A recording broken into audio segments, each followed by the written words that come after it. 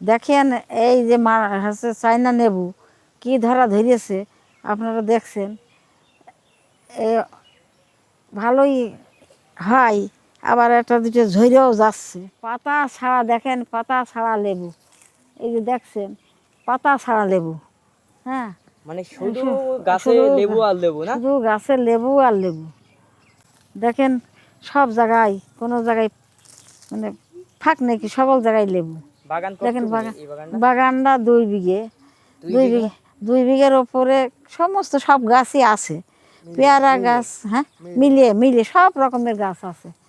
মালটাও আছে, আছে লেবু আছে, তারপর চায়না লেবু আছে, হরেক রকম। কাঁঠাল গাছ, আম গাছ, জাম গাছ, ঝাল গাছ, বেগুন গাছ, সমস্ত সব আছে। জায়গা ফাইলে থুই না আর কি, সমস্ত গাছ তৈরি করি। সুপ্রিয় দর্শক মণ্ডলী, আমার পাশে আছে দাদি এবং আপনাদেরকে দেখাবো দাদির হাতের চমক এবং তার বাগানে রয়েছি। যদি দেখাই, এই গাছটিতে অজস্র পরিমাণ লেবু ধরেছে। দাদি, এটা কি লেবু? চায়না লেবু। তো এই যে দেখতে পাচ্ছেন যে চায়না লেবু কিন্তু রয়েছে। সেই ভাবা যায় দূর প্রবাসের চায়না দেশ থেকে এখন আমাদের দেশের মাটিতেই চাষ করছে আমার দাদি নিজের হাতে, তাও আবার চায়না কমলা লেবু। গাছে যদি দেখায় অজস্র পরিমাণ ধরে রয়েছে। আসলে এতটা পরিমাণ লেবু ধরে রয়েছে যা মানে এক কথায় প্রকাশ বা বর্ণনা করা যায় না।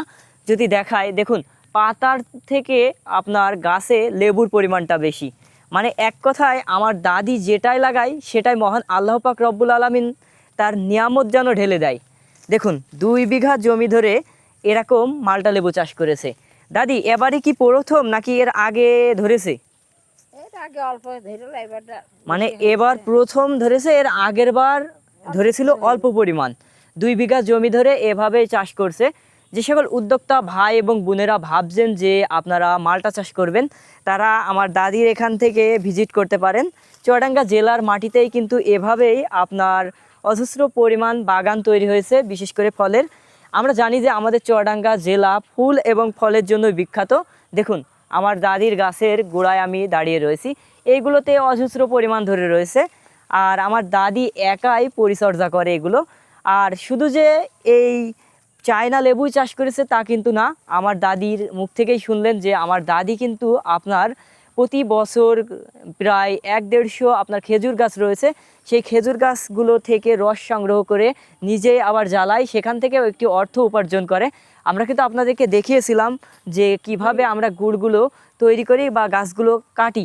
প্লাস আরও গাছ রয়েছে যেমন ঝাল, বেগুন, যে সবজিগুলো বিশেষ করে আমার দাদি কিন্তু নিজের হাতেই আপনার লাগায় এবং সেগুলো থেকেই একদম আপনার ফ্রেশ যে সবজিগুলো রয়েছে সেগুলো খেয়ে থাকে। এবং আপনার আরও অনেক চাষ রয়েছে যেমন পেয়ারা, তারপরে মালটা লেবু এবং অন্যরকম আরও লেবু আছে যেগুলো আপনাদেরকে ধাপে ধাপে দেখাবো।